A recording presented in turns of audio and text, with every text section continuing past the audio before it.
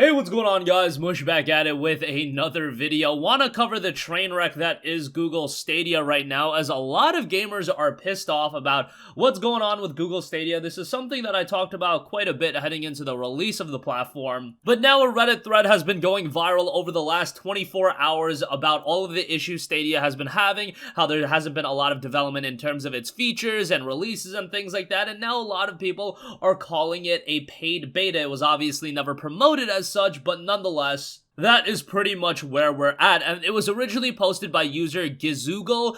Stadia has officially gone 40 days without a new game announcement or release, feature update, or real community update. It has been out for 69 days. It's time we demand better. It notes now that everyone's renewal date is approaching. I think it's time we outline the issues, borrowing from another post of mine from a couple weeks ago, and attempt to get some sort of response from the Google team that inspires more confidence than what we've seen so far.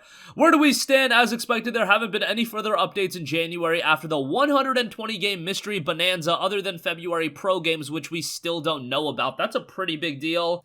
Still supposedly 2+ months out until 4K on browser, any assistant functionality at all, and the true wireless controller functionality advertised. 120 games coming, but none have been revealed so far. That is always going to be the main issue with any gaming platform. If you don't know what games are coming to it, games are the heart and soul of any gaming platform. You need to have quality games, and if we don't know what quality games are coming to a platform, well, that is just a recipe for disaster. Pixel phone remains the only Android phone with Stadia functionality. Still no mention of iOS, still no mention at all of Stadia Base, still no mention of family sharing, and still no acknowledgement that they've read and or are listening to the community or plan on bettering their communication model. Daily updates scrap for weekly updates, scrap for bi-monthly updates. These are issues that I can think of off the top of my head coming from the user, so feel free to add anything that you think they could be doing better. I don't think it's absurd to expect anything other than complete radio silence from a hype product service launch that had a $130 buy-in, and he just noted keep everything constructive, and it obviously devolved into some non-constructive talk, but nonetheless, most people are relatively pissed off about Google Stadia, and I think a lot of people foresaw a lot of issues with the platform going in. We could talk about all of the inherent issues with things like game streaming not being something that people really want to invest into right now, but here we have the people that have invested into. We have the people that have spent a considerable amount of money into it. Yes, it's not as much as a console or a gaming PC, but it's still a considerable amount of money. If you're talking $130, and at the end of the day, they were advertising a service and they have really failed. The real issue in all of this is the communication line. Communication is so important in areas like this, and I know Valve and Steam falters in communication at times, but I feel like they have gotten a lot better over the past few years and whatnot, and Stadia, of course, is a new platform, so maybe we should give them a little bit of the benefit of the doubt, but Steam falters on communication sometimes, and Valve falters on communication. However, they excel at so many other areas where, yeah, they do rather well, and they do meet up to a lot of promises.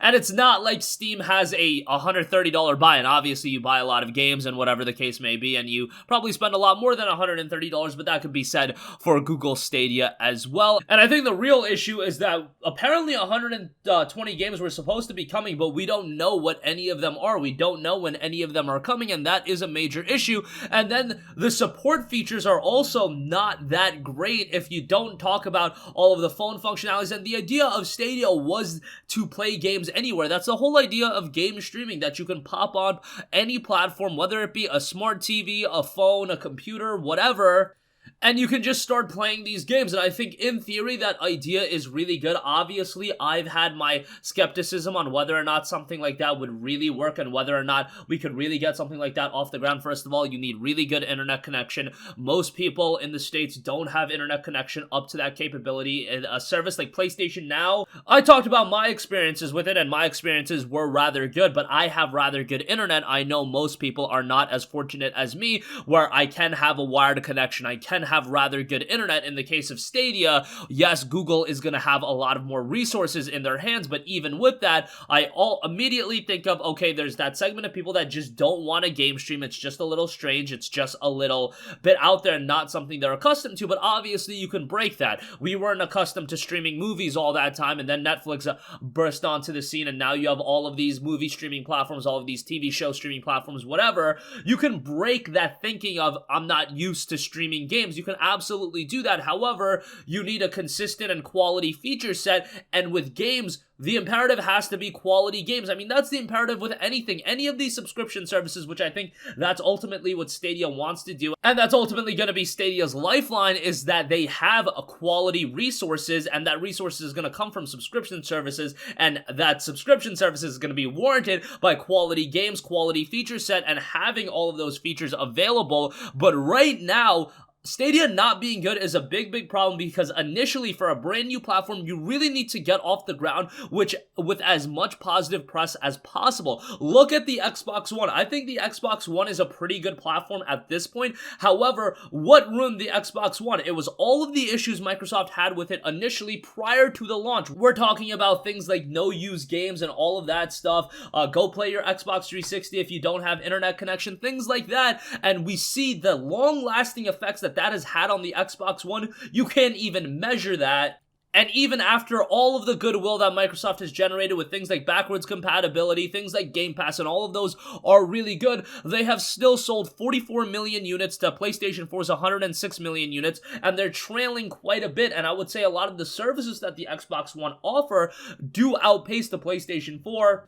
Although, of course, the PS4 has the better exclusives, but let's not get into that tangent right now. What I'm saying is the fact that we're getting all of this negativity right after the launch of the platform, that is a huge deal, because now you're already on that slippery slope where you're falling off, and after launch is supposed to be the height of your attention and you getting headlines and everything like that. But how you go radio silent right after the launch of a platform, I definitely understand why people have issues with this, and we're talking about so many issues. We're talking still supposedly 2 months out until 4K on browser, the 120 games, which I'll go back to over and over again, and no mention of all of these other features that were expected to be coming. I mean, what is the selling point of Stadia outside of a platform that, well, you don't really have to buy a platform, you don't have to drop $300 or $400, but at the end of the day, if the games available are not up to par, if the feature set is just not there, people are still gonna drop the $300 to get a PlayStation 4, or they're gonna drop, the $500 to $1,000 to get a gaming PC, because all of the money that they spent on it probably is gonna come around on the fact that they're gonna buy super cheap games, they're gonna have a feature set that is of quality, and they're getting a platform that, guess what, has a bunch of games with it. That is going to be the selling point of any platform that has games in mind. I mean, even things like graphics cards. Graphics cards are sold to consumers with the mind that you can play high quality games with this graphics card. If there weren't quality games on PC, people wouldn't be buying graphics cards. If there aren't quality games on Stadia, if there isn't a consistent stream of features being added and a consistent stream of games being added, people are not going to buy Stadia. And at the very least, Google owes it to the consumer to communicate with people, to make sure they know what's coming, to make sure they know what's going on. But I guess Google does have so much money that even if this is a flop, even if this goes away rather quickly, it's not going to be a big deal for them. I imagine that they're going to still stay rather invested into it. And I mean, it's only been a couple of months since it's come out. We have to give it the benefit of the doubt, at least 6 months to a year, and then assess it that way.